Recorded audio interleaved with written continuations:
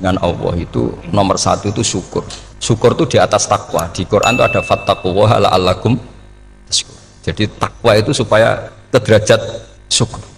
Kalau Nabi membahasakan kalimat thayyibah yaitu la ilaha illallah Muhammadur Rasulullah, itu kalimat yang otoritas kebenarannya itu absolut, pasti benar bahwa alam raya niki gadah pangeran ingkang asmanipun Allah Subhanahu wa ta'ala. Tapi pengamalan niku, pengamalan la ilaha illallah itu harus ditalkin, diajarkan oleh orang yang spesialis nih, orang yang benar-benar mempunyai maslak. Maslak itu cara sampai kepada Rasulullah Shallallahu Alaihi Wasallam.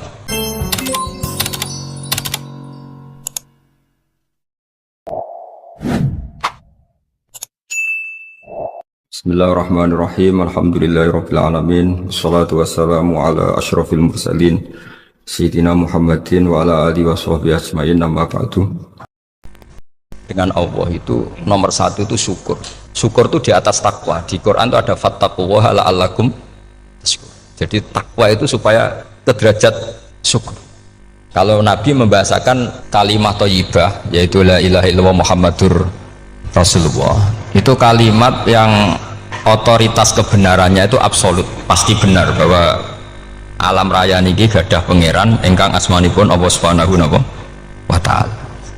Tapi pengamalan niku, pengamalan la ilaha illallah itu harus ditalkin, diajarkan oleh orang yang spesialis nih, orang yang benar-benar mempunyai maslak. Maslak itu cara sampai kepada Rasulullah Shallallahu Alaihi Wasallam. Kalau tersemut ketika Mbah Mun sering ngendikan ihdinas siratal mustaqim siratal ladzina an'amta 'alaihim. Terus uniknya di surat Fatihah itu, ya Allah tunjukkan kami ke jalan yang benar. Itu bukan sirotoka jalan jenengan, tapi siratal ladzina an'amta 'alaihim. Saya masih ingat betul ketika Mbah Mun ngendikan Allah itu mboten saged ditiru. Wong Allah mboten dahar, mboten ngombe, mboten tidur. Sing saged ditiru niku nggih padha-padha manusa, sehingga disebut ihdinas siratal mustaqim siratal ladzina. Maka dalam disiplin ilmu sanad itu sampai ada kalimat ekstrim, man ta'allama bila syekhin fasehuhu seton. Itu tidak main-main ya. Artinya ketika orang lain menuduh dunia kiai katanya terlalu kayak kerajaan kecil, santri tidak pernah ngeritik, itu keliru. Sebetulnya memang aturan ilmu itu diantaranya untuk ilmu agama itu harus pakai apa? Sanad. Bukti ini apa? Ihdinas siratal mustaqim siratal ladzina an'amta 'alaihim. Jadi untuk mengikuti jalan Allah niku harus mengikuti jalannya orang-orang yang telah engkau beri nikmat. Telah itu artinya finish. Finish itu artinya sudah meninggal. Saya masih ingat betul kalimatnya Mbah Mun, kalau kamu mengikuti orang, kalau ingin kebenarannya permanen, yang sudah meninggal. Potongan-potongan soleh dadakan ngeten kan nggak meyakinkan. Pas ngaji gayanya kayak wong soleh, enggak mulai kumat meneh, soleh meneh, kumat meneh, itu kan nggak meyakinkan. Istighfar gini nangis, karek nonton dangdut gini nyesal. Terus apa ya, nggak jelas no? Terus gak kasil maksiat ya nyesal, gak kasil toat gitu nyesal. Itu nanti ikut partai wa akharuna atarafu bidunubihim kholatu amalan sholihah wa akharuna sayyi'ah. Jadi orang-orang zaman akhir itu nyampur aduk antara kebaikan dan keburukan. Kayak sampean sering sholat saf awal itu ya baik, tapi ya ono sombongi. Maksudnya ono sombongi kowe iku sapa wani kok ngarep. Maksudnya itu ya ribet kan. Makanya ada wali jadi wali itu karena kalau sholat itu di belakang. Alasannya aku izin mbek pangeran sawane kok ngarep. Jadi ilmu itu macam-macam. Bapak Rian sering dawuh, nak ana wong istiqomah ngimami masjid itu ya apik. Tapi nak keseringan ya perkarane ambisi mau digenti. Jadi istiqomah itu nak keterusan itu ya dadi ambisi. Mulane gak jelas ngimami masjid terus istiqomah apa mau. Artinya apa? Hidup ini nggak jelas. Justru nggak jelas itu bagus karena ketok menusane, napa? ketok manusia. Sehingga dalam ilmu fikih itu lucu. Lo cerita wali-wali top Abdullah bin Umar niku semadzhab dengan Abdullah bin Abbas. Mboten seneng urip teng tanah haram. Ketika banyak ulama, banyak sahabat seneng hidup di tanah haram, alasannya sholat di tanah haram itu seperti 1000 napa? Sholat. Tapi yang dipikir beliau bukan sholatnya, maksiat di tanah haram juga lipatannya sama. Maka rumahnya Abdullah bin Umar itu pas ning perbatasan. Nak sholat di bojone ning tanah haram, nak tukaran metu. Jadi ono area tukaran itu dikondisikan steril, jadi masyhur itu. Jadi beliau nak lagi mesra mbek bojone wiridan teng tanah haram, nak tukaran metu sik. Baru tukaran secara meyakinkan karena sehingga kita di Indonesia sebenarnya punya sisi yang luar biasa karena kita tidak maksiat di tanah haram. Jadi bisa saja kita ini orang keren karena tidak pernah maksiat di tanah haram. Walaupun saya tahu kaji atau umroh tambah keren karena nggak pernah maksiat di. Karena banyak juga orang yang nangis di Masjid Haram jebule ngenes. Kamu naki sing elek bojoku tok. Roh wong Turki wayu, wong Pakistan wayu. Bareng roh bojone elek wireng pesek. Terus nangis, ya Allah, sakmu naki sing elek kok bojoku tok. Nah, berhubung wayah haji dikira itu religius, napa? Akhirnya sing wedok gak terima. Sakmu naki ganteng kabeh sing elek kowe tok. Makanya di haji itu pangeran nyindir faman faradha fihinnal hajja fala rafatha wala fusuqa wala jidala fil hajj. Itu pakai fi ku ing dalem. Jadi potensi maksiat kalau kaji itu fi.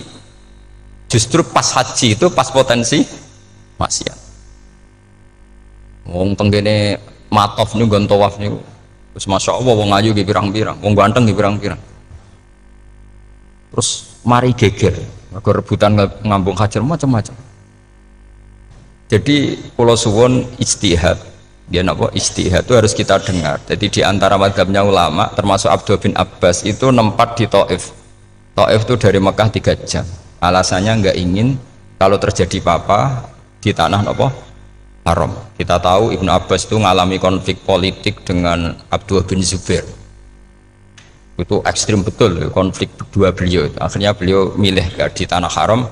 Wis tukaran-tukaran lah nak raning tanah haram. Maksudnya gremeng, bukan tukaran bacaan, gremeng lah, gremeng sidik nara ning Masjid Haram.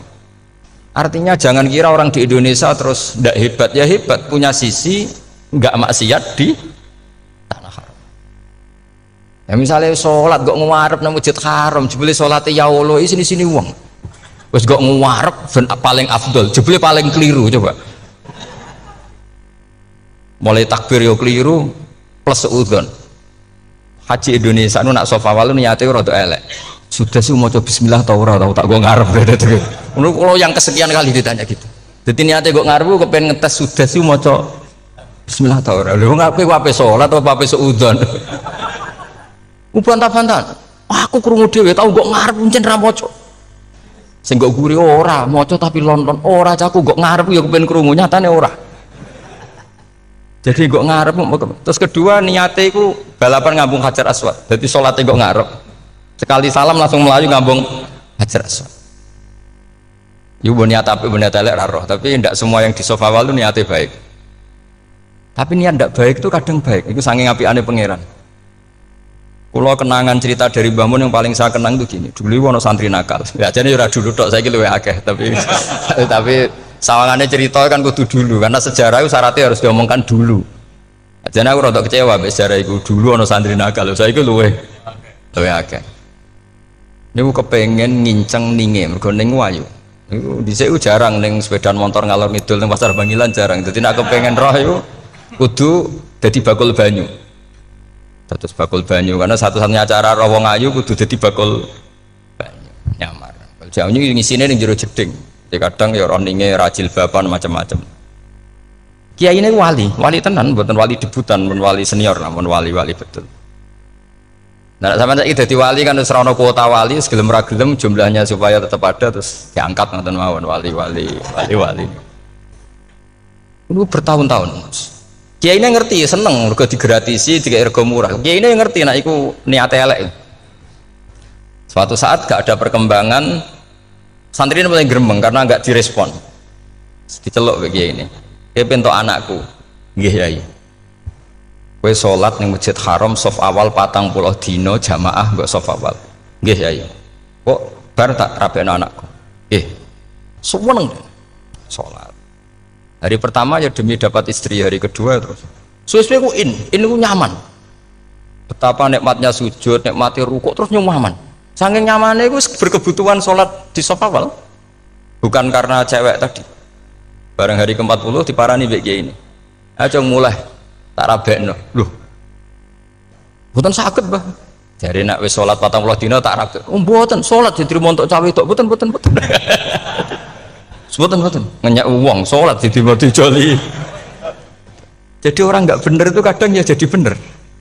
Jadi wali kadang daftarnya lewat bakul banyu, terus kadang rodok delok wedok sithik-sithik, tapi nak pangeran ngangkat kira kurang coro. Jadi wali can iki. Akhirnya kiai ini sing nangis. Cung gelem lecok kau pede mantu wong. Iki gak gelem-gelem tenan. Ngenyak uang salat diterima dijoli. Wah, itu luar biasa. Terus malah ini ngaji gitu. Terus ngaji talqinul fikri bahwa pada akhirnya sing paling dhuwur teng hadhihi dar la ilaha illallah. Nah, saya punya cara untuk sampean supaya la ilaha illallahnya itu sah dan meyakinkan. Nah, cara hakim itu sah dan kitab yang sering dibaca Mbah Mun diantaranya untuk kalimat itu kitab Zadul Ma'ad. Iku nak nerangno la ilaha illallah niku luar biasa. Itu kitab kesayangannya Sayyid Abdul Al-Haddad. Beliau ngendikan di antara kitab kesukaan beliau selain Ikhya itu kitab Zadul Ma'ad. Itu beliau kalau ngendikan bihadihi ya, maksudnya bihadil kalimah ussisatis samawati wal ardu. Jadi langit bumi dibikin. Jadi beliau mulai berpikir pertama gini, surga dibikin dengan segala kemewahannya itu bagi yang tasdek liman saddaqa bila ilaha illallah wa liman amana bila ilaha illallah. Neraka yang dibikin sebegitu ekstrim sampai anak wong dicemplung ngenteni 70 tahun lagi ceblok.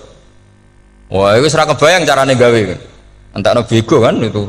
Jadi barang nak diceblokno ning neraka itu cebloke nduk ngisor ngenteni pinten? 70 tahun. Makanya kemungkinan keluar dari neraka itu kecil. Agak untuk syafaat itu kecil. Wong wis ora iso kebayang kan? Itu pun diciptakan untuk yang menolak.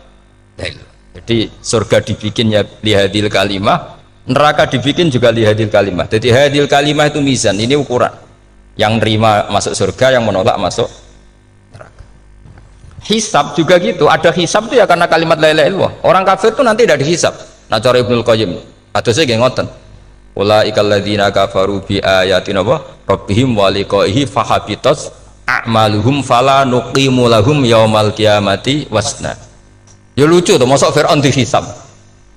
Kan sekarang rokok kan. Jadi hisab itu nanti itu yang nggak jelas-jelas. Makanya sama berhati-hati itu potensi dihisab. Jadi yang jelas itu ada hisab. Masuk kaji Nabi dihisab kan tidak mungkin. Nabi Ibrahim masuk dihisab. Fir'aun masuk karena yang jelas surganya tidak dihisab, yang jelas nerakanya juga nggak dihisab. Tapi nak sing pengajian yo teko, dangdutan yo teko lah ini yang ini yang itu. Ya itu hisab itu. Dulu biskop ya bayar, mlebu masjid ya bayar. Cuma ada biskop 10.000, nak ning masjid 2.000. Itu ya hisab itu nanti. Jadi orang kafir yang karuan kafirnya itu istilah Quran fala nuqimu lahum yaumal qiyamati wasna. Nah, artinya ada hisab juga tolak ukurnya la ilaha illallah. Terus wa bihadil kalimah bu isatir rasul.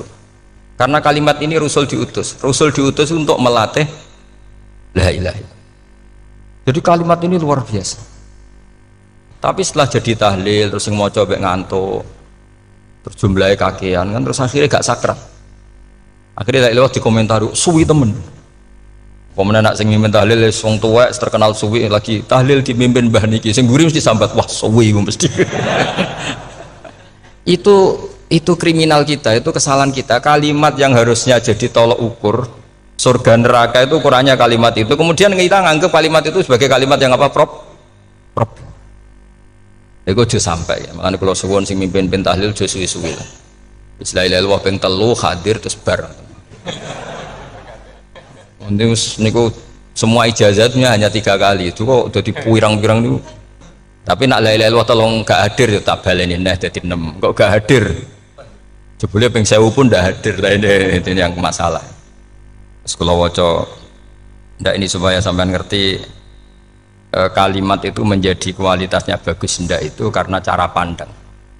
Itu tadi kalau sampean mikir surga dibikin semewah itu dengan fasilitas bidadari secantik itu, semuanya kelas A, itu ya bagi yang menerima la ilaha illallah.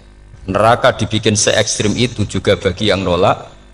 Jadi ini kalimat pembeda, makanya kalimat tuh hakin alaiha nahya wa alaiha namu. Terus wabiha atau alaiha ijazah gini usume usum. Wabiha atau alaiha. Tren ini gini wa alaiha atau wabiha. Wabiha nu pas wa alaiha. Enggak yang di sini umumnya. Alaiha nahya wa alaiha namut. Wa alaiha atau wabiha. Wa alaiha atau wabiha. Oh berarti orang jelas prinsipnya, gak jelas, gak jelas. Jadi kalau suwon Mbah Mun sepuh-sepuh niku fi akhiri hayati nu sering maos talqinu zikri, karena memang beliau ingin di akhir hayatnya juga kita semua nanti di akhir hayatnya semuanya min ahli la ilaha illallah Muhammadur Rasul. Dan itu dimulai dari sesuatu yang sangat-sangat ilmiah. Yaitu tadi dimulai kenapa surga dibikin untuk sing iman la ilaha illallah. Kenapa neraka dibikin untuk yang menolak la ilaha illallah. Kemudian Rasul diutus untuk melatih la ilaha illallah. Nanti ada azab ya karena menolak la ilaha illallah. Ada maghfirah karena yang terima la ilaha illallah. Makanya istighfar, kalau cara oleh istihad, niku istighfar itu setelah la ilaha illallah cara kalau oleh istihad. Di beberapa Indonesia itu thariqah punya istighfar dulu baru la ilaha illallah. Tapi banyak ulama yang berpendapat dibalik, la ilaha illallah dulu baru, karena istighfar itu didengar Allah itu setelah tauhidnya benar. Ini cara madzhabnya Abul Hasan apa? Asyadili, yaitu fa'lam annahu la ilaha illallah baru wastaghfir li dzambika ai li hadil kalimah. Karena orang bisa dimaafkan itu berdasar kalimat la ilaha illallah. Misalnya begini ya, orang kafir itu kafir terus sampai 70 tahun. Sekali melafatkan la ilaha illallah itu yughfar lahum ma qad salaf. Jadi kullil ladzina kafaru iyantahu yughfar lahum ma qad salaf. Artinya orang kafir itu belum pernah tahlil, belum pernah istighosah, ya belum pernah istighfar, tapi sekali melafatkan la ilaha illallah secara sah langsung yughfar lahum ma qad salaf. Berarti dulu mana la ilaha illallah sama istighfar untuk kepentingan dimaafkan Allah? La ilaha illallah cara madzhab Abul Hasan Asyadili, karena alasannya wong kafir sing kafir wae tanpa istighfar asal kalimat la ilaha illallah benar langsung yughfar lahum maqad salaf. Jadi cara pikirannya Abdul Hasan Asyadili itu la ilaha illallah yang benar dan kamu baru istighfar nanti insya Allah pasti dimaafkan bihaqi la ilaha illallah. Jadi fa'lam annahu la ilaha illallah baru wastaghfir li dzambika bihadil kalimah, karena sahnya istighfar setelah kalimat ini sah.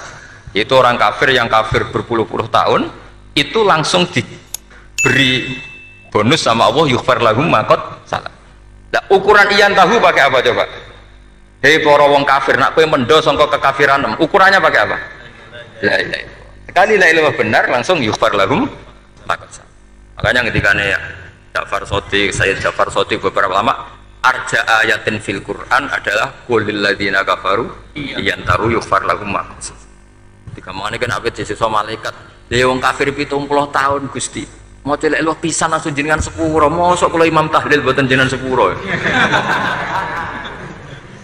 ya tapi masalahnya nak malaikat tapi kowe golek wajib lah iku semari perkara iku semari masalah kan bersora ikhlas iku malah masalah nak sing guri malah menang tapi kowe mau celek lu ambek gremeng mergo kesuwen karena kesuwen wong gremeng sing dosa sing tahlil apa sing gremeng sing tahlil ya melok dosa mergo kesuwen, sing gremeng dosa wong kalimat thayyibah kok digremengi. Nah terusno sing ngundang ya melok dosa pisan ribet kan. Ya ora ono fikih ngono ya ora ono. Maksudnya kalau cerita daripada rawan dosa ya mendingan la ilaha illallah sing ora gremeng. Carane piye? Sing mimpin ya sing fasih sing cepet. Yen insyaallah. Oh teng desa kula anggere muni tahlil ben Gus bakso nang kabeh, mesti cepet. Jamin mesti cepet. Kalau ya sering ngomong, aku cepet lah lu mati sing suwi. Mergo suwi mari dosa gremeng ya perkara. Nah kiai-kiai kan do sungkan mek kula. Nah teng adat masyarakat kan nggih sampai Gus sampai anak kiai kan sungkan dadi kiai-kiai sing tua-tua akhirnya melok cepet. Dan ini harus diilmoni. Saya ulang lagi ya. Sebetulnya dalam Thariqah Syadziliyah itu la ilaha illallah dulu baru istighfar. Alasannya apa? Sihhatul istighfar itu ba'da sihhati la ilaha illallah. Jadi dia bawa ke qulil ladzina kafaru iyantahu yughfar lahum ma qad salaf. Saiki intiha anil kufri, berhenti kekafiran dengan kalimat apa? La ilaha illallah. Itu langsung yughfar lahum ma qad salaf. Dan Allah ngendikan fa'alam annahu la ilaha illallah baru wastaghfir lidzam. Ai bihadil kalim. Artinya gini, bisa saja istighfar kita itu tidak didengar Allah karena tauhid kita tidak pernah benar. Mau ngelafat notok tapi tauhidnya tidak benar. Maka terus dibutuhkan latihan-latihan dari ahlul ilmi, misalnya kayak Imam Sanusi, kayak Imam Asy'ari, itu pelatihan-pelatihan la ilaha illallah dengan pemaknaan yang luar biasa. Misalnya begini, ambil saja la ilaha illallah itu dengan makna seperti ini. Tidak ada sesuatu yang maujud kecuali disebabkan oleh yang super maujud. Alam raya ini, langit bumi ini kadung berstatus maujud. Kan nggak mungkin yang maujud diciptakan yang tiada. Nak ngono mau hadhil maujudat khalaqaha wajibul wujud. Lah wajibul wujud ini yang bernama Allah Subhanahu wa ta'ala. Maka kualitas Anda iman tuh lebih tinggi. Selama ini kan enggak. Orang no pangeran kecuali Allah. Terus Allah itu yang siapa? Ya Allah yang siapa itu harus kamu berani mensifati. Allah belum pernah menceritakan dirinya di Quran kecuali beliau dia mensifati zatnya. Saya adalah sing khalaqas samawati wal arda misalnya.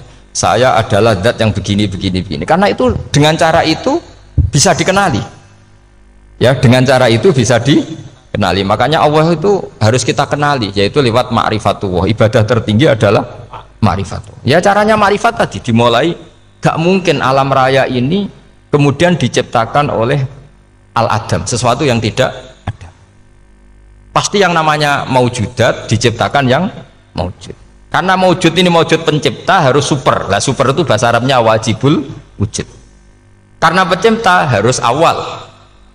Gak mungkin Fir'aun itu Tuhan lahirnya di bumi, berarti dulu buminya ketimbang Fir'aunnya. Tuhan-Tuhan yang lain juga begitu, masa dulu buminya ketimbang Tuhannya. Makanya Allah pasti Tuhan betul karena bersifat awal, bersifat qadim.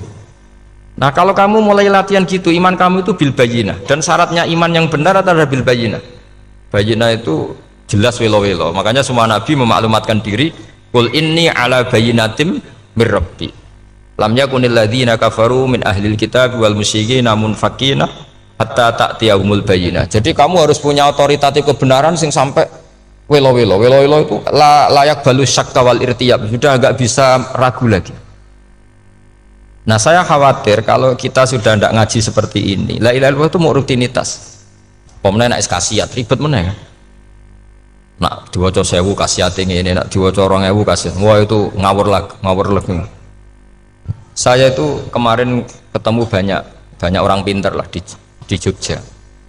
Itu saya cerita, mereka tanya saya, Gus kenapa engkau jarang berdoa? Saya bilang saya itu sering berdoa, cuma mungkin Anda tidak tahu kata saya. Doa itu syaratnya harus setelah sihhatil iman, imannya itu benar. Dulu ketika Gerwani itu kampanye komunis itu gitu, anak-anak kecil disuruh memejamkan mata, ayo kamu minta permen sama Tuhan. Ternyata nggak dapat permen, suruh memejamkan mata lagi, coba minta sama bu guru, terus dikasih apa? Permen.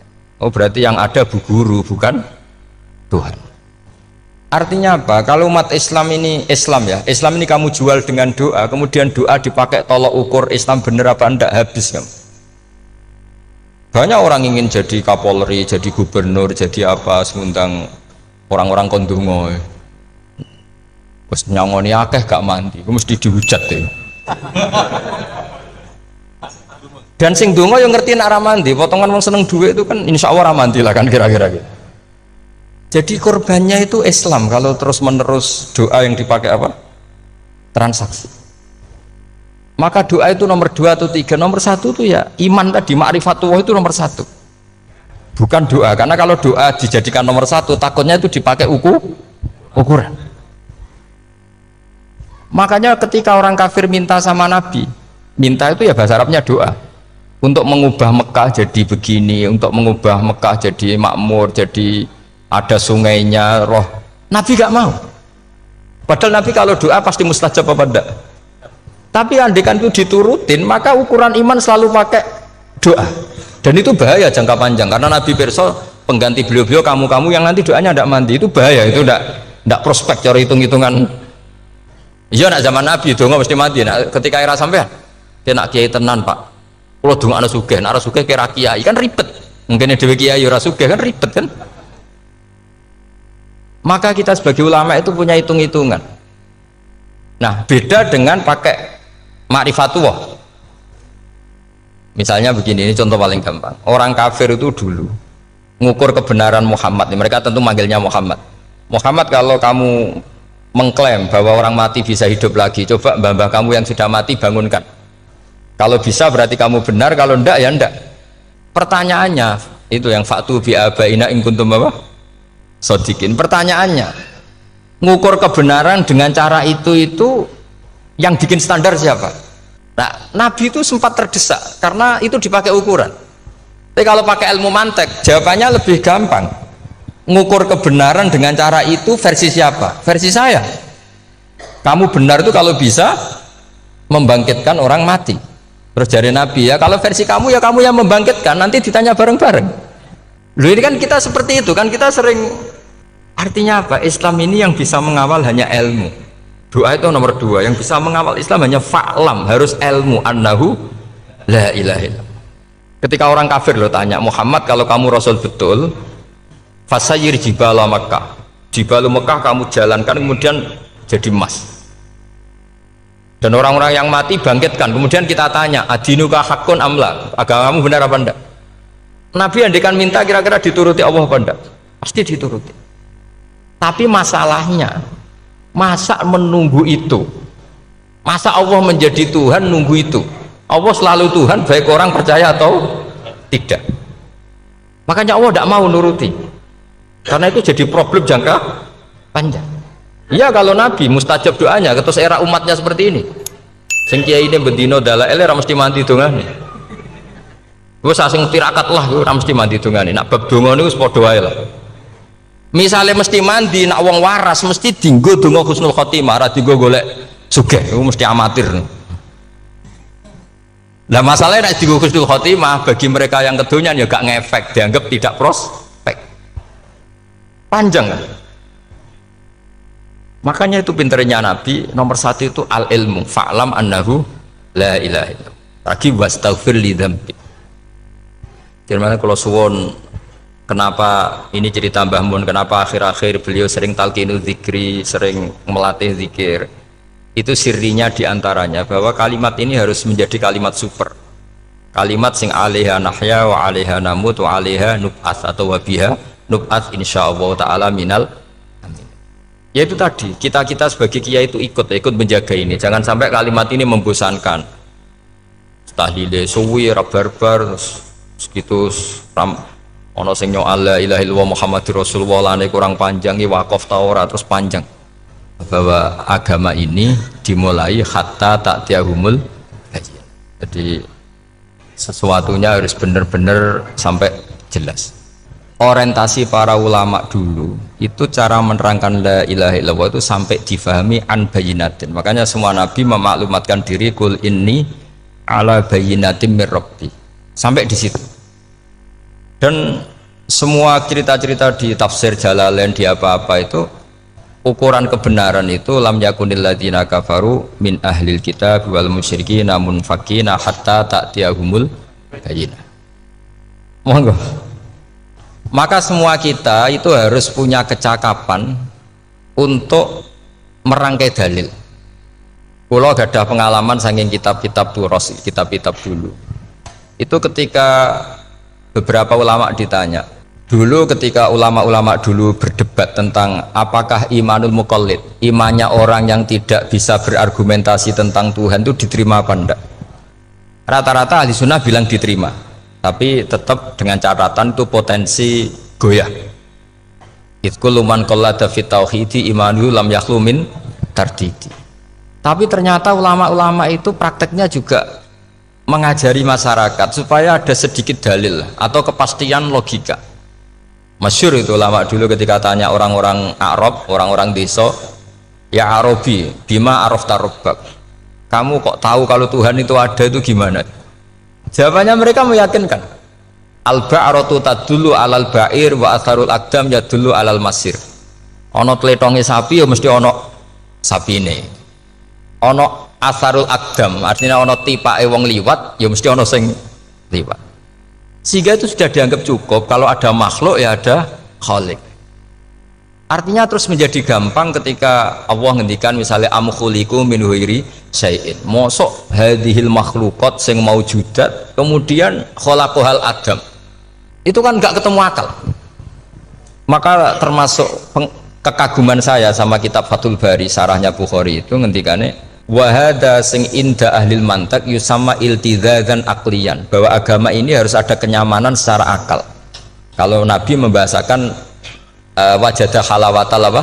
Iman yang manis itu misalnya kita profesor, kita ilmuwan, kita seorang yang top, yang paling cerdas di dunia, kemudian kamu secara agama didogma oleh pimpinan agama kamu, kebetulan pimpinan agama kamu misalnya komunis, terus diberi ajaran misalnya hadhil maujudat khalaqahal adam, yang maujud ini diciptakan ketiadaan.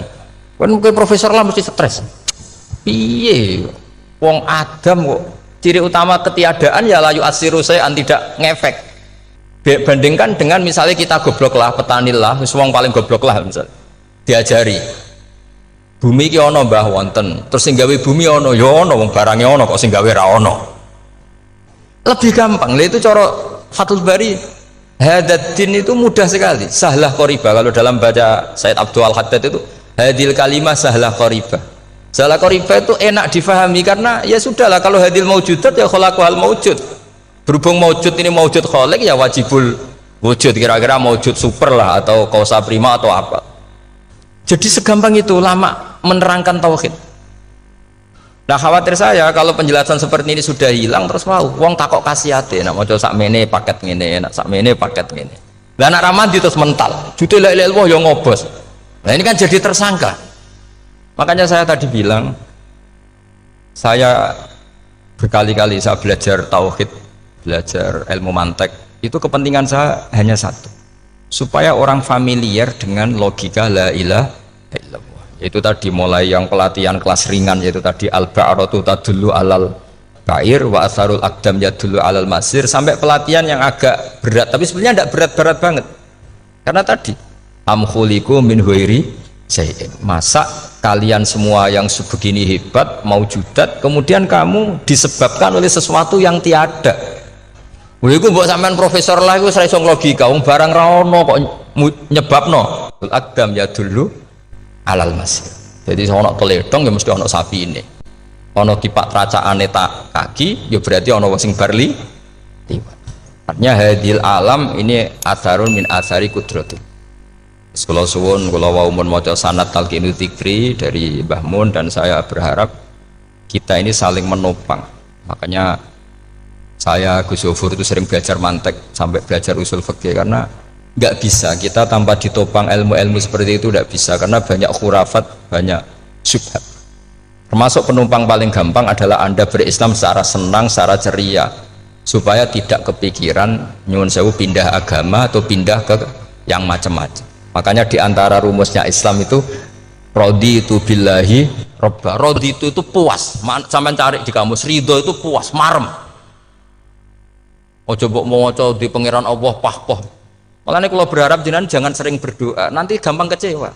Karena potensi tidak mandinya lebih tinggi gitu loh. Jadi pokoknya seneng pangeran. Pangeran ku sapa sing gawe langit bumi, sing ngekek oksigen ora usah bayar. Sing aku elek lah ya payu rabi. Nyifati pangeran sing wis-wis terjadi. Ora usah bayangno. Wah aku jaluk jadi bupati ora jaluk suke ribet. Lho kula kecelok wong alim mboten nate nyifat donga nemen-nemen. Sing wis kliwat ya. Ngaku yo wong narukan nyatane payu rabi. Umume wong di mobil kuwi di mobil. Umume wong bingung ya sering melok bingung. Sudahlah sudah. Lho kok sampean kok ora top ya coba. Wong melarat sekolah ya ora tamat, yo tetep oleh menghirup napa oksigen. Presiden seneng dadi presiden, kowe ngopi untuk utangan ya wis semeneng. Semula ra diusir bojo ya wis semeneng. Sebenarnya seneng itu gampang. Mbok yo nyifati pangeran sing wis gampang-gampang lah kayak di Quran itu nyifati Allah itu soal alhamdulillah alladzi atamani wa saqoni aku melarat lah nyatane kelar mangan. Ya sudah yang gampang-gampang. Lah sampean ndak kakian donga ben sugih. Kula bolak-balik cerita kula nanti dolani wong elek. Rayu elek sowan kula. Kula kenangan terbaik saya dadi kiai gini.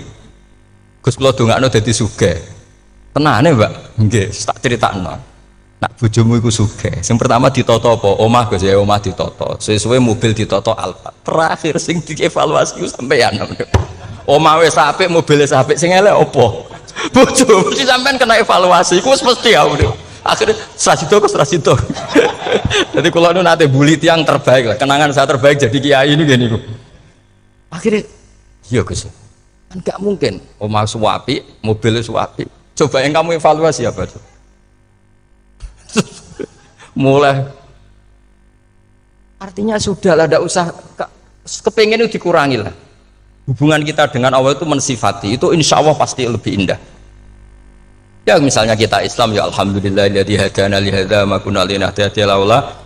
Sudah, tapi sekali sampean mikir, Ustaz Rewangi Islam ya mesti mlebu swarga. Oh, mesti kena was-wase setan tak jamin. Ustaz Rewangi salat ya mesti swarga. Tapi nak sampean alhamdulillahilladzi ja'alana minas sajidin wasyakirin aman. Maka alhamdulillah itu kalimat paling keren. Makanya da'wahum fiha subhanakallahumma wa tahiyyatuhum fiha salam wa akhiru da'wahum alhamdulillahirabbil alamin. Jadi pokoke ngoten.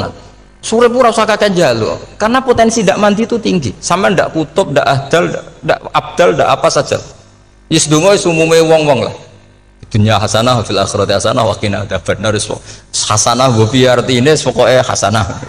Pokoke hasanah fil akhirati ya hasanah. Senara iso hasanah ya rabi itu jenenge hasanah pokoke sementing. Karena kula niku pengalaman dadi kiai, anggere wong kok kakean donga mesti kakean ngeluh. Ya karena potensinya ndak mandi. Jajal sampean ndonga apa jajal? Selama ini kan njuk mapan yo ora tau mapan. Njuk sugih yo prakus, wis diparingi cara pangeran wis maringi jebule sampean ingin lebih. Makanya saya mohon sekali, jadi hubungan dengan Allah itu nomor satu itu syukur. Syukur itu di atas takwa. Di Quran itu ada fattaqullaha la'allakum tashkurun. Jadi takwa itu supaya ke derajat syukur. Karena tadilah cobalah dilatih. Saya pernah ngecek orang yang sekarang dugem menikmati maksiat dengan orang yang takwa mensyukuri tidak maksiat, itu nikmatnya itu masih tinggi nikmatnya orang yang syukur karena berhasil meninggalkan maksiat. Makanya kamu yang syukur bengi-bengi seradi duit ning kamar wudu bariku ngelamun jujuk esok yes alhamdulillah gak maksiat. Kira usah bayangno terus tahajud qiyamul lail iku para habaib para ulama itu kira ramakome lah seperti itu. Terus ramakome tangi turu seradian tempiring itu alhamdulillah sing gampang-gampang ya. Dan itu memang ajarannya Nabi. Jadi Nabi itu kalau bikin ajaran itu orang sing asbaha aminan fi sirbi sesuatu mu'afan fi badani indahu kutu yaumi faka'an nama khizat lahu dunya bi hadafiriha. Jadi Nabi bayangkan mirip man asbaha aminan fi sirbi ngontrak ya ora diusir sing di omah, kumpul mertua ya ora diusir mertua, kumpul bojo ra diusir bojo, aminan fi sirbis, mu'afan fi jasadis, urip nak guyu do banter wis bengak-bengok. Indahu kutu yaumi dina iku iso mangan. Iku fakaan nama khizat lahu dunya bi khadafiri. Anggap ae kowe itu sak donya. Lha wong paling sugih gawe kolam renang paling 100 meter persegi. Kowe ndelok laut renang sak kapoke. Pokoke urip ku sing gampang itu. Kok senengane repot to? Senengane repot. Pokoknya kalau aku pengen itu jenengan syukur lah. Pokoknya lho gimana ini pokoknya ini kampanye syukur lah. Pokoknya karena tadi coba yang biasa dungo-dungo itu dikurangi lah. Syukurnya dulu yang lho sampean tak arani. Doa yang mandi itu dimulai apa? Asana Allah. Tinggi mana doa dengan syukur? Syukur. Nabi itu kalau berdoa itu nyifati Allah panjang sekali. Alhamdulillah hamdan katsiran terus wa hamdan wa fi ni'amahu wa yukafi mazida ya rabbana lakal hamdu kama yanbaghi li jalali wajhika azimi sultanik la nuhsi sana'an 'alaika anta kama athna ta'ala nafsik antal muqaddim wa antal muakhir. Wus panjang. Sampean kan enggak muqaddimah suwidi Dongane sing tuh wis gak dia 13 wis. Kalau kan sering mau ikhya itu kalau muji pangeran itu sampai lupa Imam Ghazali saking panjangnya. Sama dulu donga-dongane Nabi itu kalau muji Allah itu panjang sekali dongane sidik nak jenengan mukadimah alhamdulillah rabbil alamin nabi angob pas donga ya Allah ya Rabbana temenan blas gak dia tiga itu. Jadi saya mohon sekali pokoknya agama ini harus bifarohin wasururin. Kalau donga yang paling kalau kenang sama yang Mbah Mun gini us farihi namuna amin pokoknya kita itu pokoknya senang. Makanya kalau suwun lah pokoknya beragama terus seneng rodi itu bila roba rodi itu kalau anak maknanya marem lah marem di pangeran Allah itu marem atau Sayyidina Ali lah kafani izzan antakuna li robban wa kafani fakhran an akuna laka abdan pun gustin tek bangga kula dadi manusa mergo pangerane jenengan. Cara di pangeran Fir'aun kan yo ribet wae wis mati tenggelam dadi ton terus wa kafani fakhran an akuna laka abdan kula nu seneng banget mergo dadi kawulane jenengan. Misalnya jadi kawulane presiden ya iso coplok, kawulane menteri kadang ketangkep KPK, kawulane wong sugih kadang bangkrut, ribet kan? Makanya beliau ngendikan kafani izan antakuna li robban wa kafani fakhron an akuna laka apa abdan. Terus niki kalau rati provokatif lah, semergi zaman akhir sampai pandemi ngeten wis ra syukur ribet. Setelah saya jadi kiai dan penelitian, saya itu berkali-kali didatangi dokter, tentara, juga polisi. Mereka sering bilang gini, Gus saya ini dokter negeri. Saya ke NTT, ke Papua, karena saya muslim, berkebutuhan Islam, maka dibikinkan musola, dibikinkan masjid. Kalau kiai tidak bisa, bikin sendiri urunan mau narik siapa. Gitu. Mau narik tarikan di jalan yang mau nyumbang siapa. Tapi kalau kebutuhan negara karena tugas negara ya difasilitasi negara dan tidak dianggap misionaris karena negara. Begitu juga di beberapa negara yang non muslim kayak di Argentina, di Venezuela itu ada masjid, ada kajian Islam ya karena duta besar dan itu aparat negara. Disinilah kearifan para ulama berkoalisi dengan umarok dengan makna yang positif bahwa agama ini harus ditopang umarok, sistem negara. Tentu di situ ada tentara, ada polisi, ada macam-macam. Kita sebagai kiai juga nggak berdaya di depan para bandar narkoba apa-apa kalau nggak ada BNN. Kita mau apa dengan korupsi kalau tidak ada KPK? Sehingga kearifan para guru-guru kita, mulai Mbah Maimun, bapak saya sendiri, NU, Muhammadiyah, semua ormas-ormas Islam itu pasti maulah kerjasama. Karena kita siapa ya? Kalau tidak kerjasama. Dan di antara pesan Rasulullah SAW adalah yaduwahi ma'al jamaah. Jadi apa ya, kebersamaan itu sudah berkah. Fa inna yaduwahi ma'al jamaah. Jadi berkah. Lalu kenapa saya kalau ngaji bawa kitab? Ini agak sebetulnya itu lazim. Lazim itu suatu yang harus. Tapi karena kelamaan mubalek itu tidak pakai kitab. Seakan-akan bawa kitab itu yang aneh. Sebenarnya aneh mereka. Karena begini logika simpelnya ya. Umat Nabi ini berhak dapat apa coba? Berhak dapat warisan yang paling luhur, paling hebat, paling jernih. Apa itu Quran dan hadis? Pertanyaannya siapa yang paling punya hak otoritatif untuk menerangkan Quran hadis? Ulama. Ulama yang mana ya? Yang kapabel, yang sudah diakui dunia kayak Imam Ghazali, Imam Bukhari, Imam Syafi'i. Artinya kalau kita tidak pakai materi itu ulama mendapat pikiran kita, bukan mendapat pikiran mereka. Saya ulang lagi, kalau kita tidak pakai materi yang otentik, yang orisinil, ulama umat ini mendapat pikiran kita, bukan pikiran mereka. Maka saya berusaha supaya teman-teman atau semua umat Islam dapat pikiran-pikirannya Imam Ghazali, pikiran-pikiran Imam Bukhari, pikiran-pikiran Abul Qasim Al-Junaidi, kejernian-kejernian Abu Yazid Al-Bustami. Kejernihan itu diantaranya adalah misalnya makalah yang menurut saya itu makalah yang super. Jadi untuk ngadepi krisis karena COVID atau karena apalah. Itu lama dulu sederhana sekali. Beliau-beliau punya rumus yang mungkin jarang didengungkan orang, tapi saya akan kampanye rumus ini. Al-istighna, hakikatul istighna, itu adalah al-istighna anis syai' labihi. Jadi pemenuhan kebutuhan yang sebenarnya adalah kita berusaha menghindari sebanyak mungkin kebutuhan yang sekunder, yang enggak penting. Bukan memenuhi semua yang kita inginkan. Jadi misalnya begini ya, kalau kita lapar, itu keinginan kita itu makan enak apa asal makan? Tentu jawabannya asal makan yang sehat. Tapi kalau nuruti nafsu kita, makannya yang enak, teman makan ya enak, terus di warung yang favorit. Ini kan satu kebodohan. Kenapa untuk makan saja butuh definisi sekian banyak?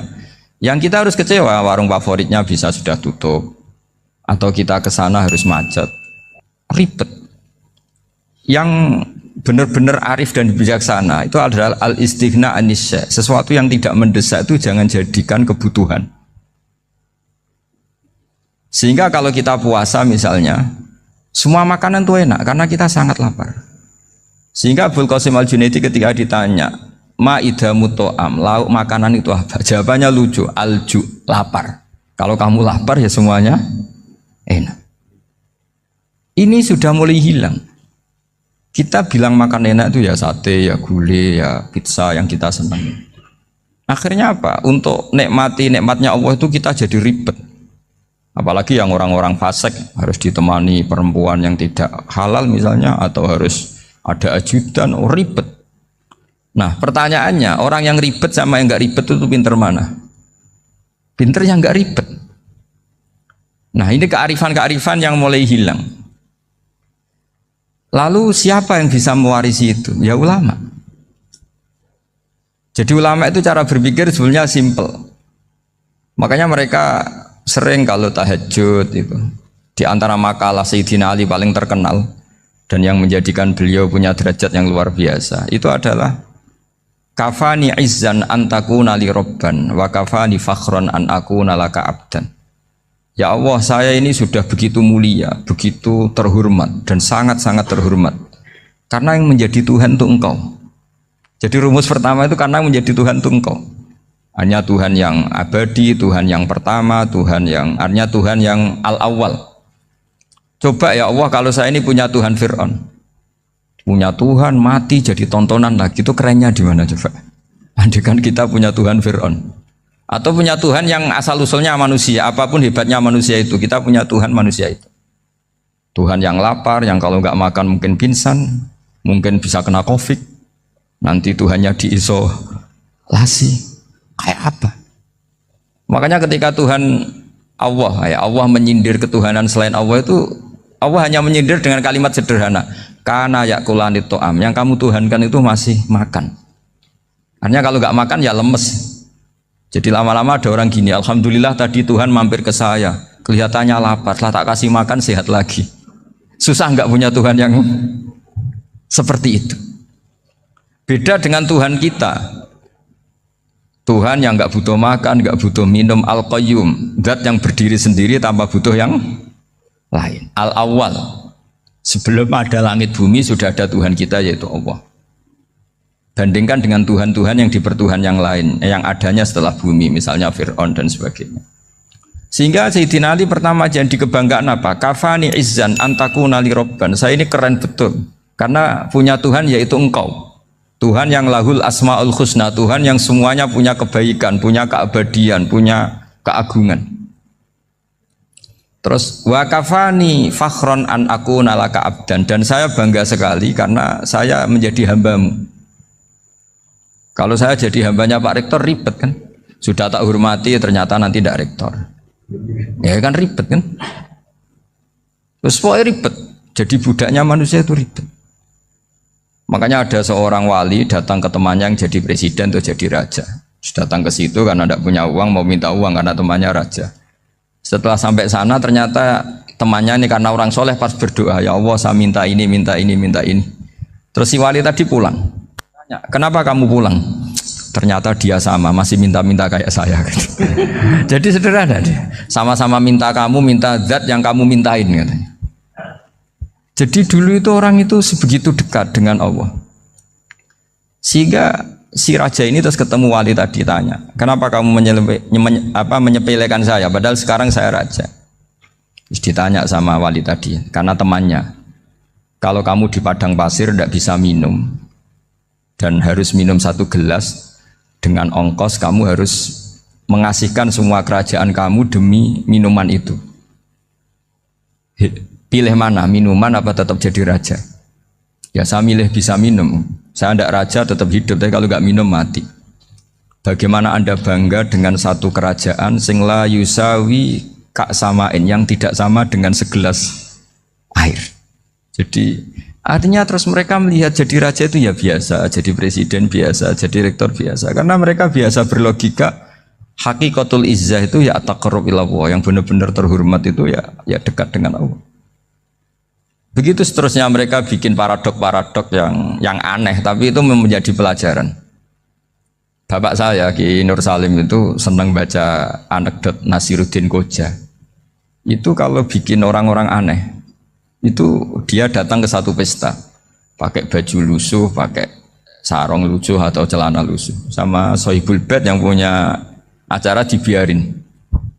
Setelah dibiarin dia pulang pakai jas, pakai dasi, pokoknya keren. Dihormatin, pakai alpat, pokoknya dihormatin. Silahkan. Pas dia disuruh minum, minumannya itu disokkan saja ke sakunya. Jas, kamu harus minum yang banyak, karena kamu yang dihormati, bukan saya. Terus makanannya semuanya diletakkan di saku, ada yang apa, ayo kamu makan yang banyak. Alpatnya juga gitu, dikasih sate apa, ayo kamu makan yang banyak. Mereka tidak melihat saya, melihat kamu. Akhirnya orang satu pesta itu istighfar semua, berarti kita ini salah. Terus dia pidato, kenapa kamu uang gitu? Tadi saya datang, orangnya sama. Gara-gara beda pakaian, penghormatannya beda. Berarti yang berhak dapat makanan ini jasa ya, bukan saya. Betapa naifnya kita sebagai orang. Ternyata kita masih hormat sesuatu yang seperti itu, yang atribut lah. Jadi orang-orang sufi itu orang yang bisa menertawakan dunia. Akhirnya ya, pertama dia dianggap orang gila. Masa jas dikasih makan, dikasih minum. Tapi secara fikih dia benar, haram dia makan. Karena pas dia datang dibiarin, setelah pakai jas dikasih makan. Berarti hakikat yang dapat rezeki siapa? Jasnya apa orangnya? Jasnya apa orangnya? Jasnya. Jadi itu orang-orang sufi, kearifan orang-orang dulu itu bisa ngelola hal-hal yang keseharian menjadi luar biasa. Ada seorang wali melihat istrinya makan satu piring, anaknya makan satu piring. Ditanya, kalian kenyang? Wah, kenyang sekali. Melihat anaknya minum kopi satu cingkir, senang. Kalian senang sekali. Wah, kalau senang dengan hal-hal yang murah bisa, ngapain harus senang dengan hal-hal yang mewah? Bodoh sekali saya. Sehingga terus mereka bisa qanaah. Qanaah itu ya hidup itu simpel, sederhana. Jadi tentu saya tidak akan ngomong yang muluk-muluk, selain itu tidak bidang saya juga apa ya. Kita ini butuh obat di kondisi Covid seperti ini, butuh kesederhanaan, butuh apa ya? Istighna tadi, kita harus istighna billah an ghairillah. Jadi sudah cukup bahwa Allah ini segalanya. Sehingga tadi saya dengarin himnenya Unisula, yang paling saya kagum adalah dimulai dengan kalimat-kalimat thayyibah. Di antara tugas suci Nabi Ibrahim dan semua nabi adalah wa ja'alaha kalimatam baqiyatan fi aqibi. Nabi Ibrahim itu nabi yang diberi gelar Allah. Dia adalah nabi yang menjadikan kalimat tauhid itu kalimat yang abadi. Fi akibih, di anak turunnya, di semua generasinya, baik anak turun karena gen maupun karena pembinaan, karena pendidikan. Ini penting sekali saya utarakan karena apa? Satu kehidupan itu sebenarnya digerakkan oleh kata-kata, oleh moto kalau orang bahasa modern. Sehingga banyak ulama mengatakan al-ibarat kutun li'ailatil mustami'in, bahwa redaksi atau moto atau pegangan hidup itu penggerak kehidupan. Sehingga sebetulnya manusia itu digerakkan oleh kalimah-kalimah itu, oleh moto-moto itu, oleh prinsip-prinsip hidup itu. Misalnya orang Palestina itu tiap hari ke pasar gitu. Mereka ke laut itu. Ditanya, kenapa tidak takut tembak Israel? Jawabannya lucu. Kena tembak ya mati, enggak makan ya mati. Enggak kerja ya mati. Ya sudah, sama-sama mati ya, mendingan aktivitas normal. Tapi saya tidak menyarankan itu untuk melawan Covid. Ini cerita saja nanti. Kamu jangan provokator itu. Karena ini wilayah sensitif. Jadi banyak orang yang poligami. Kalau ditanya alasannya gitu, istri satu ya cerewet, dua ya cerewet, mendingan 4. Ya banyak ya gitu. Tapi ada yang kebalikan, istri satu cerewet saja hampir jantungan, apalagi 4, tinggal matinya kan gitu. Itu semua yang menggerakkan itu kalimat. Kalimat itu satu pegangan. Banyak orang loh yang nggak ingin jadi rektor tuh banyak loh Pak Bejo. Jangan kira semua dosen ingin jadi rektor. Melihat rektor sibuk rapat mempertahankan reputasi Unisula terus sering pegang kepala. Ngapain repot-repot? Jadi tukang sapu aja dapat gaji, ngopi, rokokan, selesai. Bodoh amat. Jadi rektor, mikir orang banyak. Banyak loh orang yang nggak ingin jadi presiden tuh banyak. Karena ngopi nyaman, nggak ada yang ganggu. Mau tidur sampai jam 9 siang juga gak ada yang ganggu. Sehingga mereka melihat pegawai negeri itu gak keren, orang kok diatur jam, disiplin. Itu memang cara Allah membagi rahmat. Mau kamu apakan coba? Cara syukurnya dia seperti itu. Bapak saya dulu tuh sering ngajarin saya, diajak jalan-jalan pagi-pagi. Melihat orang ngopi, makan uduk itu bapak seneng. Kok enak jadi wong awam. Ngene esuk-esuk nyemak bocah kesel kabeh kono enak ngopi rokokan. Bapak kadang iri sama orang awam itu iri. Sudah gitu berharap masuk surga kan enak sudah gitu. Tahu-tahu mati, tidak tahu ke surga apa ke neraka ya tidak tahu. Jadi nah orang dulu itu orang yang bisa mensederhanakan dunia. Sehingga ya sudah cara bahagia. Makanya saya alhamdulillah saya ini kerjasama sama UII sama beberapa kampus. Memang amdan itu sengaja. Kampus itu ya punya sistem yang nggak bisa mewakili sistem kiai. Kiai juga punya sistem yang nggak terwakili oleh kampus juga sebaliknya saling melengkapi. Saya sering ketemu rektor UI, rektor kampus-kampus Islam. Mereka cerita, Gus pendidikan pondok harusnya dimodernkan gini-gini. Saya bilang, kalau pondok modern kayak kampus itu nanti saya ketemu Allah nggak bisa jawab. Kenapa Gus? Saya beri contoh gini. Kalau misalnya perempuan perawan lah atau apa saja namanya perempuan mau tanya tentang menstruasi atau haid, kalau semuanya sistem kampus dia harus kuliah dulu, registrasi dulu, kuliah dulu, bayar dulu, dan dapat jawabannya nunggu mata kuliah pas itu. Bandingkan kalau sistem pondok, saya tuh sering ke pasar sama anak saya dicegat sama ibu-ibu. Gus, anak saya ngalami gini-gini, keluar darah terus menerus, nggak 6 hari tapi 1 bulan penuh. Itu hukumnya apa Gus ya? Nanti saya mau sowan ke jenengan. Nggak usah sowan di sini aja. Ya sudah, sebelum mengeluarkan darah yang rutin seperti itu biasanya haidnya berapa hari? 6 hari ya sudah ikut yang 6 hari, yang lainnya istighatsah. Ngoten tok Gus, ya udah ya. Begitu terus di masalah udhiyah Pak. Ya coba kalau semuanya pakai sistem kampus, daftar dulu, bayar dulu. Jadi ini nggak ada jawabannya, nunggu mata kuliah itu baru dapat jawaban. Itu biasa nggak sholat bertahun-tahun karena belum ada jawaban tentang itu. Nah itu kalau misalnya orang mati, tahunya cara apa memulasara jenazah itu nunggu kuliah dulu, pas mata pelajaran itu dulu, baru menangani orang mati. Berarti orang mati itu tergeledak semua. Tapi kalau kiai kan enggak. Kesini orang mati terbakar, kalau dimandiin malah badannya copot-copot, itu gimana hukumnya? Ini ada orang mati Gus Kendat, ini disolati apa enggak? Ada orang mati apa itu oplosan ya, itu disolati enggak? So sering ditanya gitu. Gak usah registrasi Pak Rektor, gak usah registrasi, gak usah daftar, gak usah seminar. Makanya kalau orang kampus wani kiai itu ya kualat tenan gitu, karena ini yang on time. Tapi pondok seperti saya ya ikrar seikrar-ikrarnya pentingnya kampus karena melatih efisiensi waktu, disiplin, tata kelola manajemen sehingga kita ya hormat. Tapi tadi kita harus saling melengkapi sehingga saya tunjukkan ke publik bahwa saya hormat sekali sama polisi, sama tentara. Coba kita bisa apa ngadepi bandar narkoba kalau enggak polisi? Bisa apa coba menjaga NKRI kalau enggak tentara? Begitu juga ya sudahlah kita memang fa inna yadallahi ma'al jamaah, kita berkah itu kalau bersama-sama, tidak bisa kita sendiri. Nah lalu orang kayak saya itu ya beberapa kali sebetulnya saya itu ditawanin jadi doktor honoris causa apa. Kekhawatiran saya satu Pak Bejo, takut pas nggak punya uang itu dokter gak di duit kan gak pantas gitu. Jadi repot gitu, daripada beban lah sudah lah nggak usah dokter. Jadi kalau nggak punya uang ya pantas, terus kalau ngebis ya pantas. Suatu saat kalau mati nggak ada yang hadir ya pantas, nggak dokter gitu. Kalau sudah dokter kok masuk neraka, kayaknya apalagi rektor kampus Islam kok masuk neraka itu kan kok kayak nggak pas itu. Misalnya rektor Unisula ditanya mungkin nakir, nggak bisa kan kayak gimana gitu. Makanya harus sering ngaji saya supaya agak malu di depan Munkar Nakir. Masa rektor ditanya Munkar Nakir enggak bisa. Harus berani bentak. Ini saya rektor loh Pak Munkar Nakir. Masa kalau wali-wali dulu berani. Masyhur di cerita wali-wali ditanya marabbuka manabuka. Saya ini guru tauhid. Kok kamu tanya marabbuka manabuka yang ngelotok. Kok kamu enggak pernah ngaji enak aja tanya. Jadi wali-wali itu ya rileks ngadepi mungkin. Saya akan rileks wali di Bang Pak Rektor. Saya yakin itu. Karena wali itu lebih dekat Allah. Sehingga orang dulu itu saya ulang lagi ya, ada satu kearifan namanya hidup itu apa?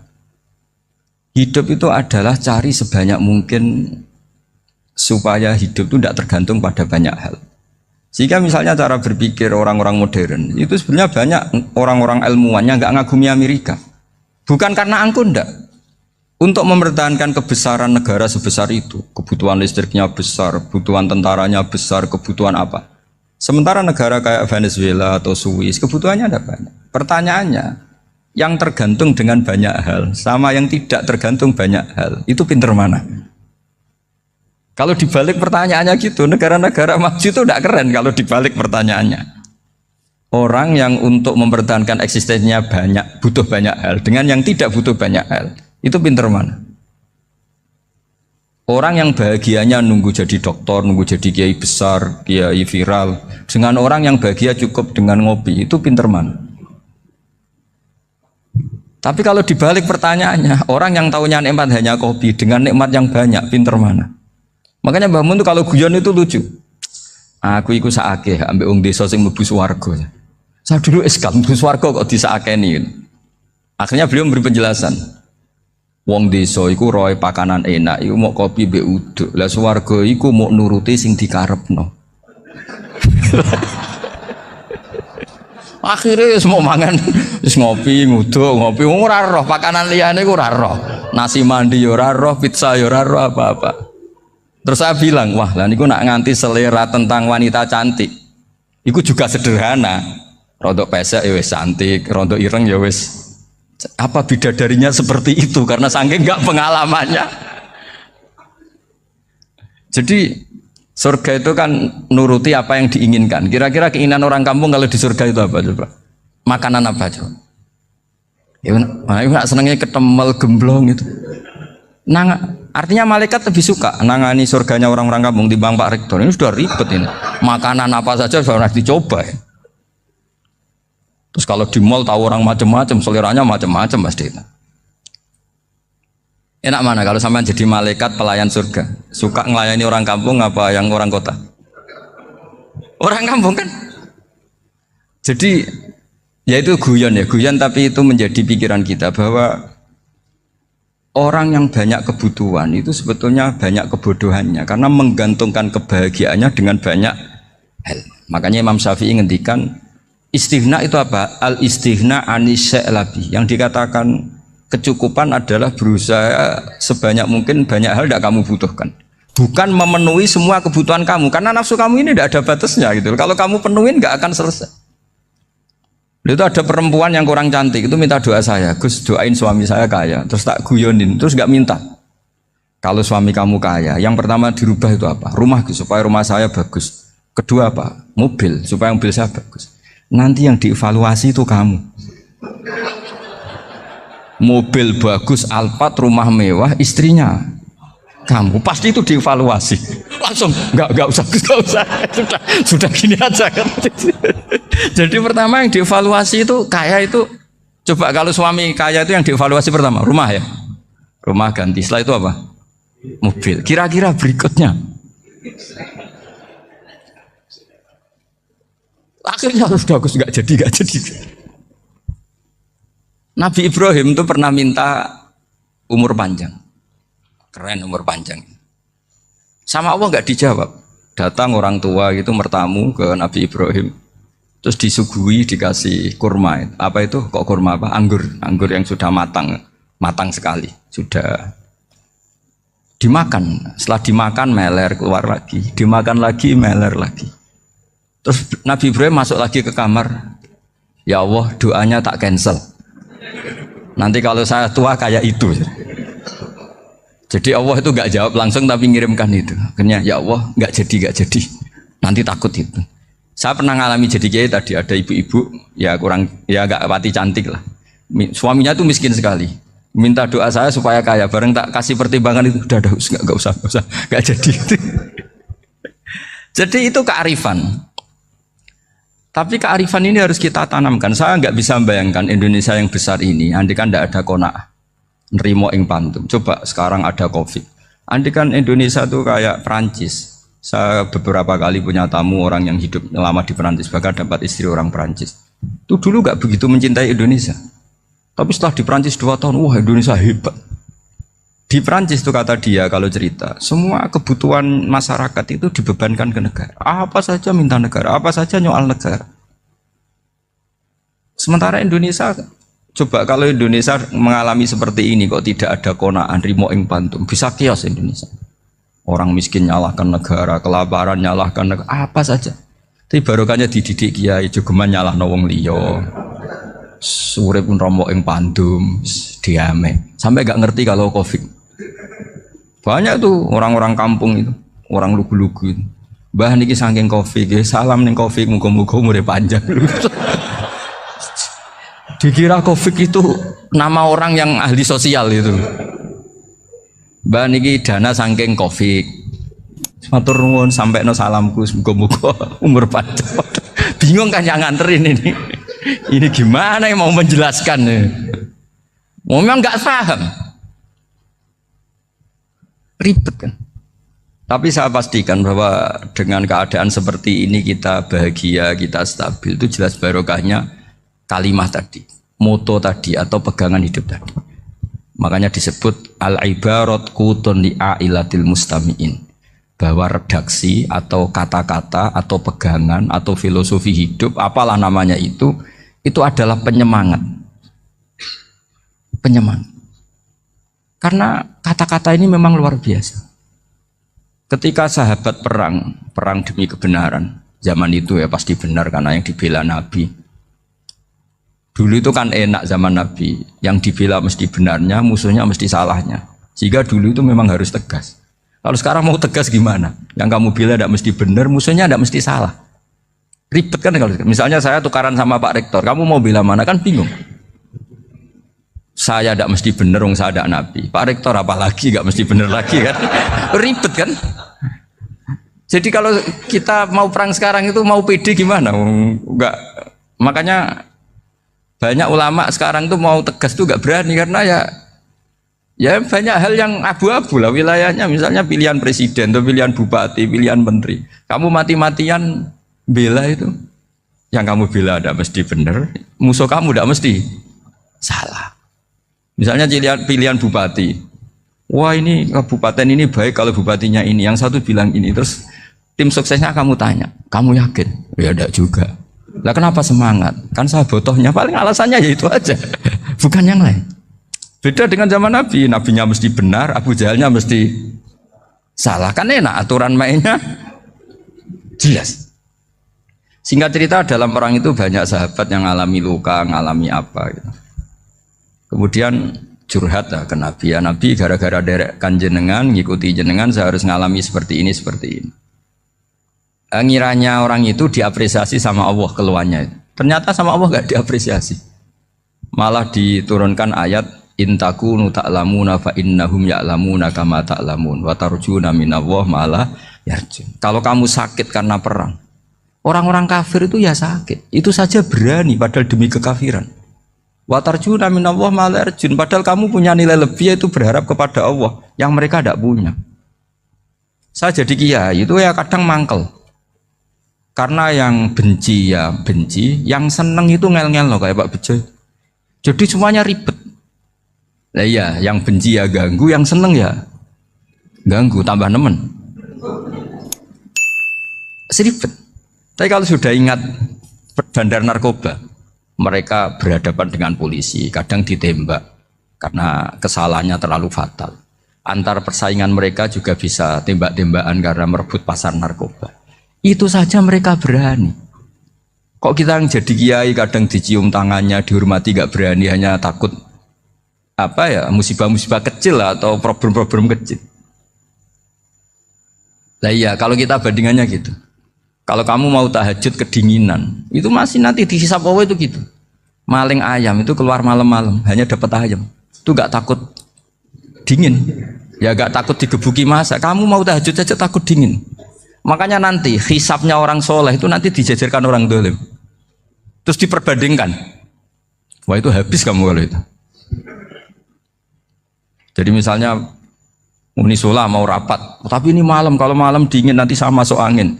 Wah anak-anak pang di perapatan aja berani kamu. Kalau sudah perbandingannya gitu tuh ribet kita nanti. Makanya itu kalimat itu moto atau filosofi hidup. Sehingga diulang lagi nasihat itu. Iyam saskum korhun fakodu masal koma korhum mislu. Kalau kamu kena luka, orang-orang yang nggak benar juga akan kena luka. Itu aja berani demi ketidakbenaran. Masa kamu demi kebenaran nggak berani? Akhirnya orang itu, ya itu kalimat, itu heroik. Makanya kita ini penting ya, makanya tadi himne Unisula dimulai kalimat thayyibah. Karena kalimat ini yang menjaga kita kalimat ini. Misalnya tentang Tuhan. Kenapa orang Islam imannya kokoh seperti ini, termasuk yang sudah hidup di Amerika, di Australia, di mana-mana. Itu ya barokahnya ajaran atau barokahnya kalimah. Saya sebut kalimah saya pakai bahasa santri. Karena la ilaha illallah itu dalam tradisi santri disebut kalimatu haqqin alaiha nahya wa alaiha namut wa alaiha nub'ats. Ada yang riwayat wa biha nub'ats insyaallah taala minal aminin.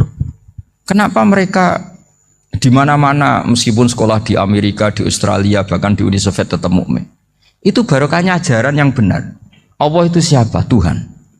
Tuhan itu sifat dasarnya apa? Awal. Dia harus wujud awal sebelum makhluk yang lain.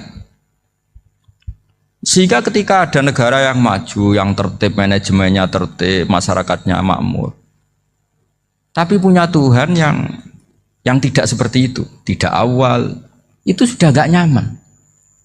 Karena ndaklah keren Tuhan saya, karena Tuhan saya itu al-awwal, zat yang pertama. Tuhan saya keren lah, zat yang gak mati.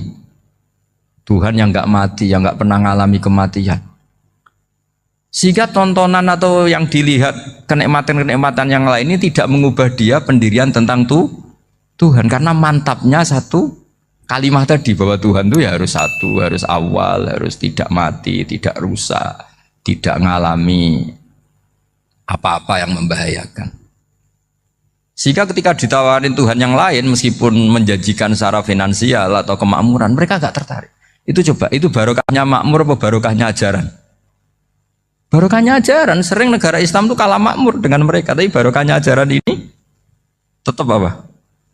Tetap Islam. Makanya Nabi Ibrahim, Nabi yang sukses bikin wa ja'alaha kalimatam baqiyatan fi aqibi. Sehingga kita ini bekti sama orang tua misalnya, itu ya karena ajaran. Suwargamu itu karek wong tuamu. Nak wong tuamu ridho, Allah ridho. Nak ora ridho, Allah ora ridho. Ridho wa fi ridhol walidain wa sakhatu wa sukhtu wa fi sakhatil. Sehingga ketika ada orang tua yang agak brengsek gitu, anak-anak tetap hormat. Punya orang tua yang miskin, yang sudah miskin, tukang tombok nomor, banyak kan di kampung gitu. Ya tetap hormat. Coba kalau dari awal kita ngajari orang tua kamu hormati ya, kalau baik, kalau tidak usah. Bisa geger Indonesia. Tapi barokahnya ajaran-ajaran itu Indonesia tertib karena ada ajaran. Nah ini di sini pesantren dan Unisula semua harus berkontribusi membuat ajaran yang benar itu adalah ciri utama Islam. Sehingga Islam ini dimulai dengan ajaran kalimatu haqqin alaiha nahya wa alaiha namut. Sehingga kita tenang seperti ini. Saya ini termasuk kiai yang tenang. Meskipun kata orang banyak saya ini kiai besar, tapi termasuk kiai yang paling tenang. Termasuk yang paling tenang. Karena saya ini pakai mazhab orang-orang hebat. Saya berkali-kali cerita, orang kayak Imam Syafi'i itu orang yang luar biasa. Saya berkali-kali cerita, orang yang tadi nyium tangan kamu ya Imam Syafi'i, di belakang tuh ngerasani kamu, menghujat kamu. Jawabannya enak saja. Berarti saya alhamdulillah orang yang wibawa. Buktinya di depan saya nggak berani. Jadi enteng saja. Diceritain sebagian kampung, sebagian separuh dari warga kamu itu nggak suka kamu. Ya bagus lah, nggak suka saya, nggak akan utang duit saya. Di mana-mana orang utang itu karena teman dekat. Kalau nggak seneng pasti minimal nggak utang, nggak pinjam mobil, nggak pinjam apa. Berkah mana yang seneng sama yang gede? Jadi dianggap enteng saja. Semua yang dialamin dianggap enteng saja. Misalnya punya istri pemarah, ya baguslah marahin suami. Kalau marahin tonggo malah ribet. Jadi kamu harus terima kasih kalau dimarahin istri. Baguslah marahin saya mah, kalau marahin tonggo ribet. Jadi enteng saja. Tapi kita sekarang tuh karena nafsu ya, sehingga menghadapi hidup ini ribet. Ulama dulu kalau mau mati itu senengnya bukan main. Sudah lama saya ini ingin gak maksiat. Kayaknya gak maksiat paling efektif itu mati. Ya tidak apa-apa Gusti, kalau sebaiknya mati ya mati aja. Enteng saja. Jadi melihat kematian itu akhir dari segala keburukan atau potensi keburukan. Apapun baik kita sekarang, suatu saat mungkin kita gak baik. Yang bisa menghentikan ketidakbaikan atau potensi ketidakbaikan itu apa coba? Mati kan? Berarti mati itu mengerikan apa menyenangkan? Mesti kamu tidak berani menjawab. Meskipun secara ilmu kamu berani, tapi secara rasa agak berani kan?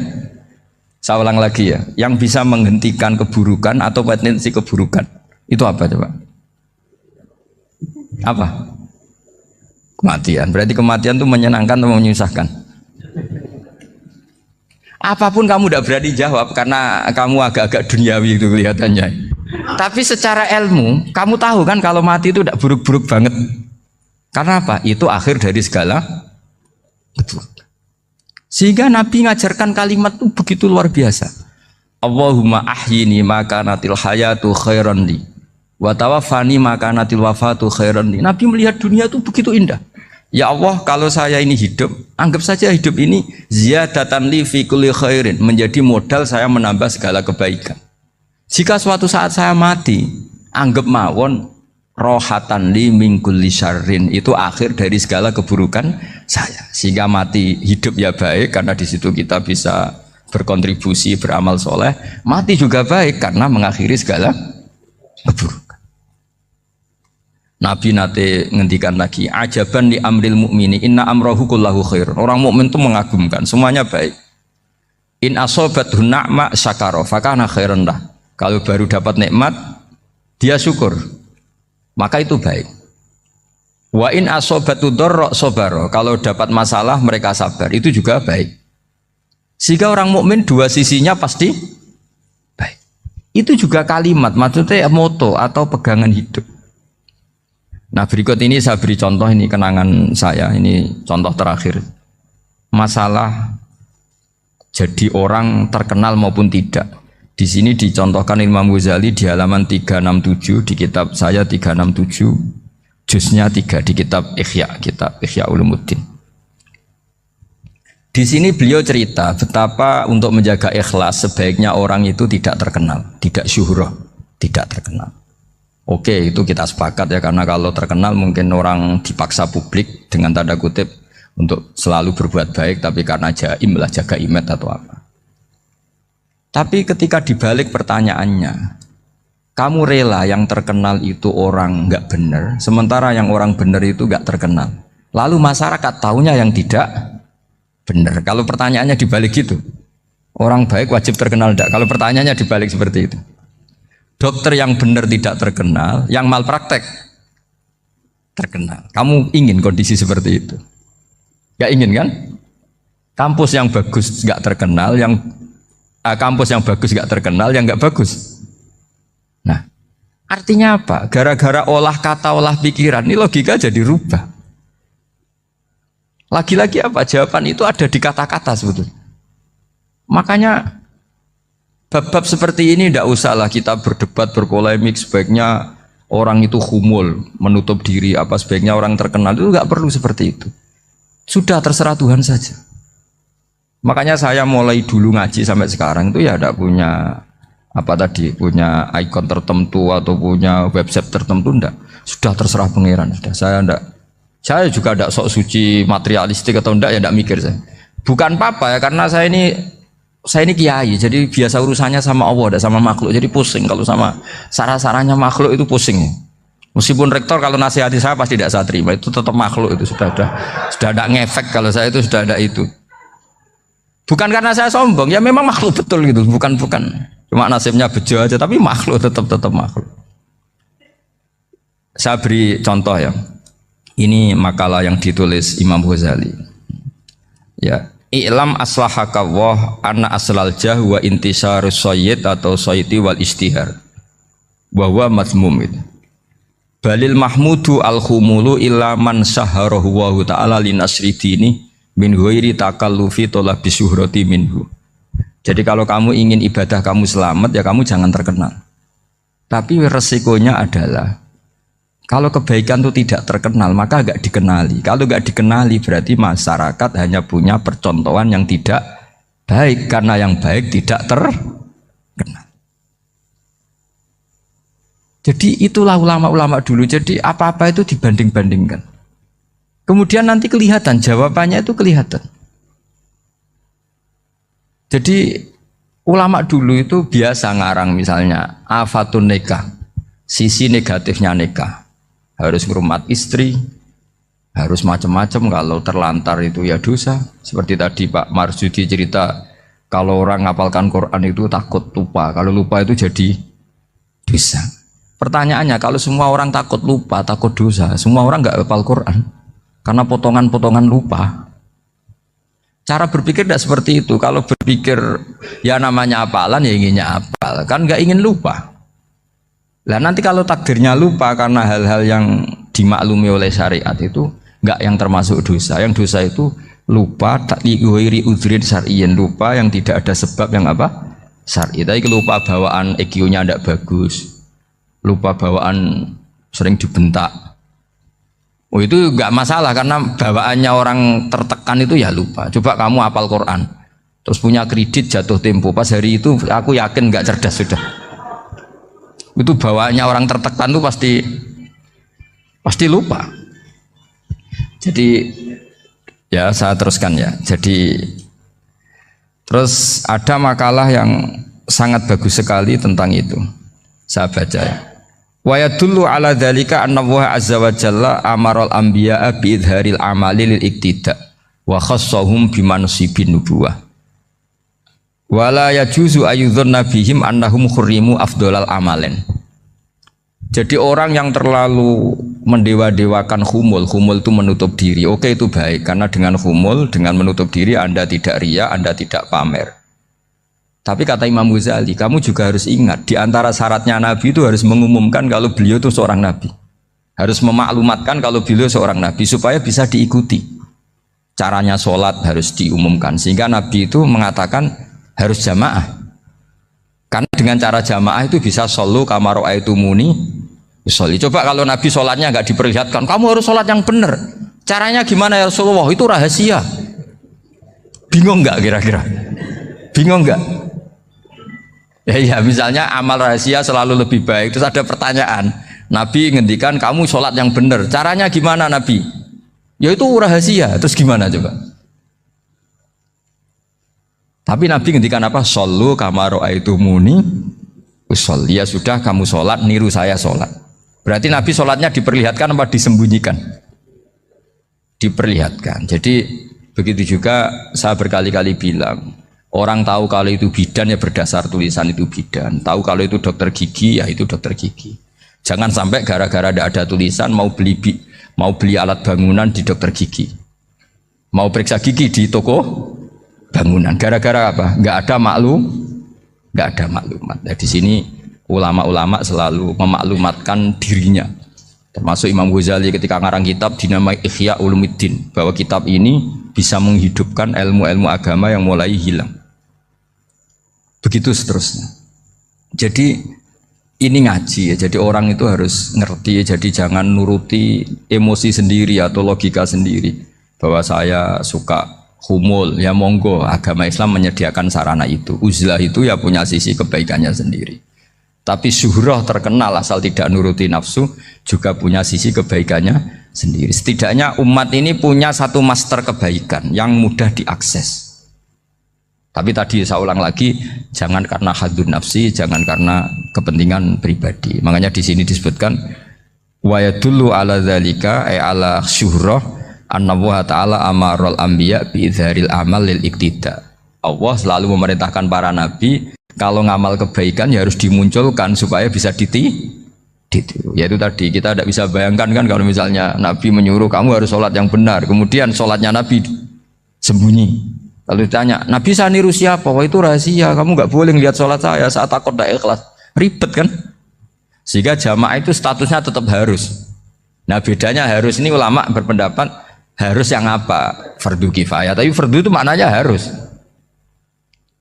Tapi bukan berarti kalau nggak jamaah sholatnya nggak sah, nggak. Tetap tapi statusnya jamaah tetap apa? Harus. Nah barokahnya harus ini orang yang baru sholat, sholatnya langsung benar karena ada yang diikutin. Coba kalau mantan dukun baru sholat terus sholat sendiri, itu mesti mirip mantra itu. Karena dia tidak ada master percontohannya. Tapi barokahnya ada master, orang paling bodoh pun kalau sholat ya benar, karena standar ada komandonya, ada imamnya. Sehingga Imam Ahmad malah berpikir keras, syarat sahnya sholat itu harus jamaah. Cara pikirannya Imam Ahmad keras sekali beliau. Sehingga kalau orang sholat sendiri kok ada orang lain yang maunya berjamaah harus bayar, orang itu harus bayar demi sahnya sholat. Itu madzhabnya Imam Ahmad. Tapi kalau madzhab Syafi'i hanya mengatakan itu fardu kifayah, yang kalau satu komunitas gak mau melakukan semuanya apa? Dosa. Ya jadi ini sebelum sesi ringan tanya jawab, hanya 2 saja tanyanya, nggak boleh banyak-banyak, nanti nggak pulang-pulang saya. Jadi tak baca lagi biar dapat berkahnya Imam Ghazali. Wa qala qaumun asirru afdalu minal alaniyati. Terus kata sebagian ulama al alaniyah itu afdal minas sirri. Terus diperbandingkan baik yang mana amal dipertontonkan sama ndak. Terus kata Imam Ghazali, kalau orang itu bisa jaga tidak riya, maka sebaiknya dipertontonkan karena kebaikan harus yang muncul, bukan yang tidak baik yang muncul.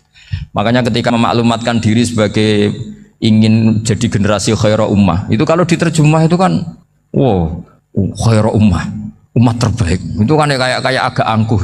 Tapi nggak apa-apa, itu nggak apa-apa. Masa kita kampanye siap degradasi moral kan ya lucu kan, masa jualan gitu kan ya lucu. Kita memang ingin mengkhidmati ummah, berbakti dengan umat, membantu supaya jadi generasi khairun apa? Ummah. Tidak apa-apa dimaklumatkan supaya dengan itu umat punya sarana. Oh kalau ingin jadi khairun ummah kuliah di sini. Jangan lalu enggak gitu. Ya sama kita dokter, maklumatkan saja dokter gigi, dokter kandungan, dokter bedah.